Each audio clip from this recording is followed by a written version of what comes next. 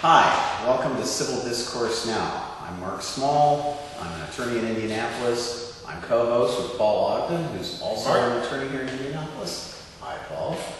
Our guest today is Pat Andrews.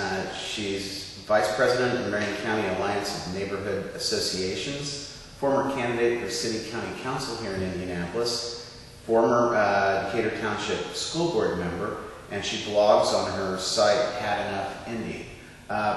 Civil Discourse Now is a show. If you're watching it from somewhere on the planet, we are in Indianapolis, Indiana, United States of America. We're in the broader part of Indianapolis. It's kind of on the north side. We're coming to you from Big Hat Books, located at 6510 Cornell Avenue, one of the fewer independent bookstores anymore. I mean, the large places have eaten others up. Big Hat Books is at 6510 Cornell Avenue. It also rents space for various occasions here. It's really great. Come in, look at the books and stuff like that. And Paul, you want to talk about the show? Sure, Mark. Do you have a book that's being sold here? I do, as a matter of fact. Okay. Crime Pays. It's a fictionalized account of a Ponzi scheme that occurred here in Indiana in the 1960s. Okay. Interesting. Sounds like a book that someone would want to run out and buy. I'd say so. It's a criminal element. Well, it's actually about lawyers too, and rats. I believe I say more. Rats. Real rats. Well, my name is Paul Ogden. I'm an attorney also in Indianapolis, as Mark indicated. I run the blog Ogden on Politics. Been active in local politics. I'm sitting on the right side because I tend to be more conservative and correct, and right as incorrect, than my friend Mark Small over there, who's on the left.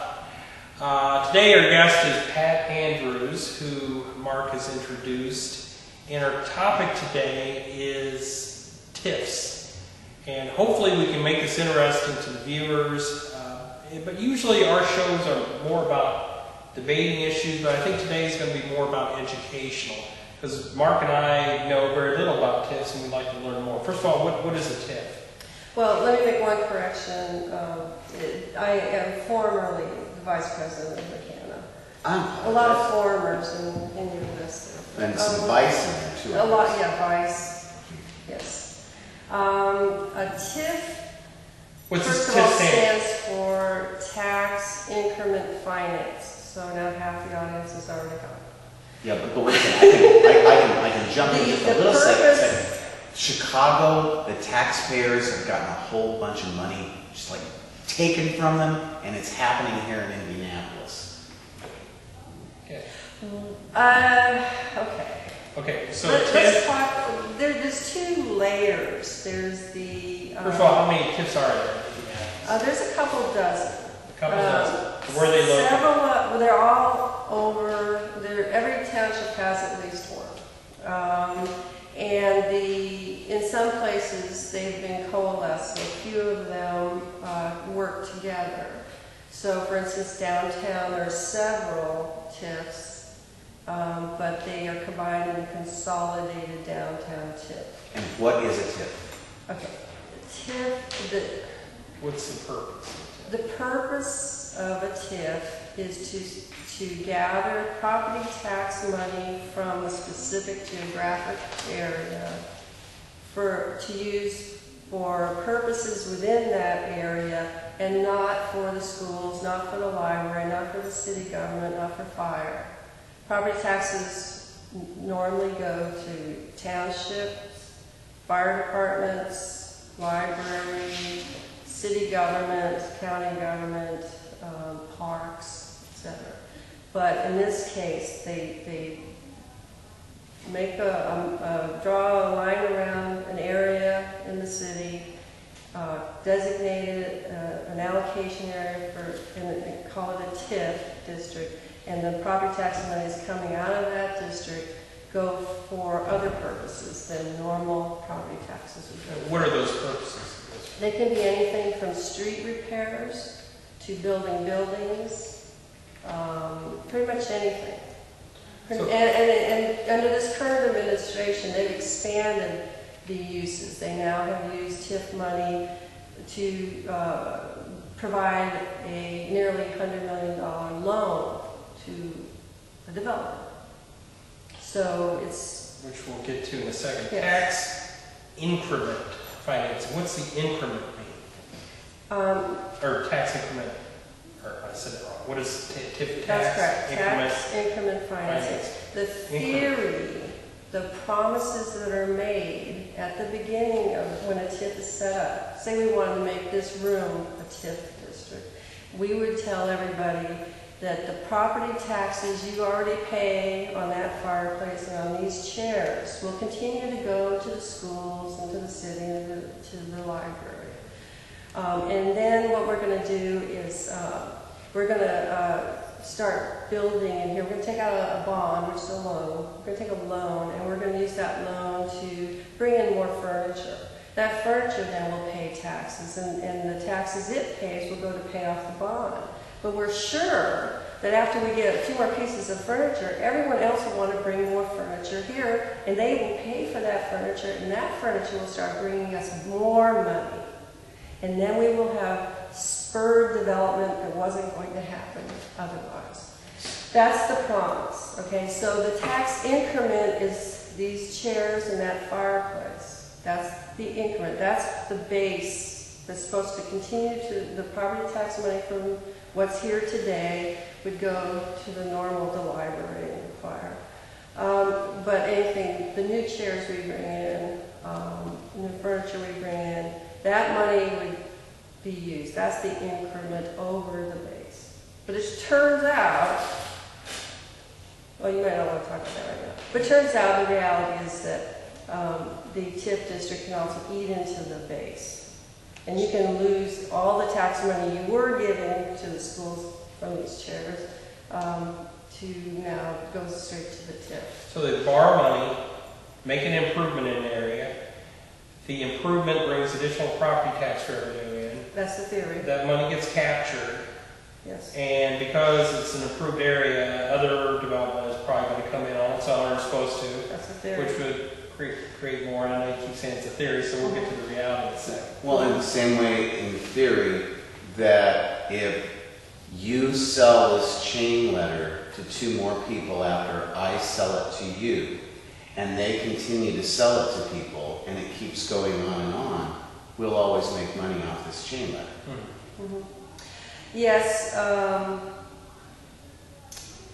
Yeah. They're not all Ponzi schemes. Well, a chain letter really isn't a Ponzi scheme. Oh, okay. It's a different. Okay. There's a difference. Okay. But on the TIF district, development may not happen anyway. So that's where your chain letter stops. So it may not provide enough money. And you have situations, see again, now you've got 2 people watching this because they're already gone. But we've had an economic downturn, and for the first time in our lives, property values are actually going down. So the property taxes are not being pulled in. Development has stalled as a general rule. So we've got TIFs that are underperforming, where we have to get money somewhere else and pop it into the TIF. So now some of these TIFs are costing us money. Well, and a dynamic of TIFs, as I understand it, is that it's kind of this promise that if you do this TIF, that generally they're going to be working on projects to develop areas of the city that are down on their luck or are hard hit some way that wouldn't have had development otherwise. And by investing in that, there's going to be more income from it, and it's like a promise on a promise. Again, I think the theory and how things are set up because of the terms used, one expects that it's areas that are down on their luck. But all they have to do is say, that area, it's down on its luck. Well, I know parts of Crow's Nest are down on their luck. And you know, parts of the, you know, some of these new TIFs that are being suggested now have areas that are nowhere near down on their luck. But all they have to do is say that. And But I think pronounce it such, and therefore it is. It's just the word, it's a term that must be applied to this a new geographic area, and it doesn't really hold an English translation. You can't believe the words that are being applied. well, but I think that if you look at down on their luck, that applies to the Pacers. And so Conseco Fieldhouse could be a TIF, and then we could funnel more money into the signups. I think Conseco Fieldhouse is in the TIF. Yes. It's in the downtown. Let's see, that's right. Yeah, the term is needs revitalization, and frankly, they will just say so. And again, what people use for normal English is not what the government is using. Imagine that. There was a whole book written about that, I think, double speak.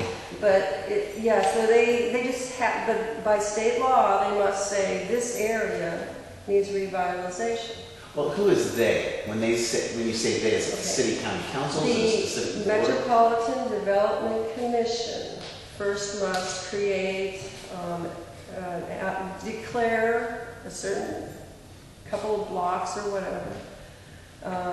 Who is doing these? Metropolitan Development Commission is a 9-member commission with appointees from the mayor, the city council, and the county council. the county commissioners, sorry. Which are the treasurer? Treasurer, auditor, and assessor. I think that's right. So this is a 9-member board, non-paid volunteers.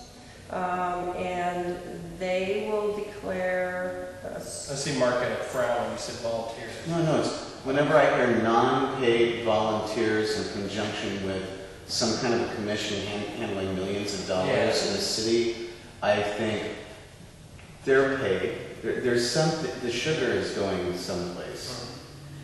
Mark likes the term sugar. they are in a very prestigious and influential position. And I would never imply that somebody in the city would take advantage of a position like that. I'm sure they don't go to the luxury suites at any of the Colts games. They don't go on vacations that double as junkets. They don't get like perks at restaurants or anything like that. I would never imply that. Yeah. Well, that would be good. We won't go there. The MDC still is a 9-member commission of non-paid volunteers. Is there a decision approved by the council? Yes, we have 4 TIFs coming in right now that are being decided. The administration continues to say that they're still not sure if they're going to be TIFs, but they're going through exactly the steps you need to go through to create a TIF.